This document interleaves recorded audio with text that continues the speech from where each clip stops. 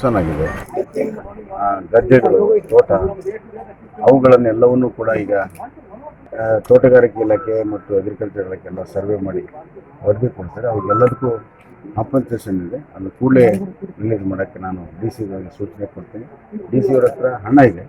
ಆ ಕಾರ್ಯ ಮುಗಿದ ತಕ್ಷಣ ಕೂಡಲೇ ಹಣವನ್ನು ಬಿಡುಗಡೆ ಮಾಡಿ ಯಾರ್ಯಾರಿಗೆ ತೋಟದಲ್ಲಿ ನುಕ್ಸಾನಾಗಿದೆ, ಗದ್ದೆಯಲ್ಲಿ ನುಕ್ಸಾನಾಗಿದೆ, ರೈತರಿಗೆ, ಅದಲ್ಲದೆ ಮನೆಗಳು ಕುಸಿತಾಗಿದೆ ಮಾಡ್ತೀವಿ. ಮತ್ತು ಸಂಪರ್ಕ ರಸ್ತೆಗೆ ವಿಶೇಷವಾದಂಥ ಅನುದಾನ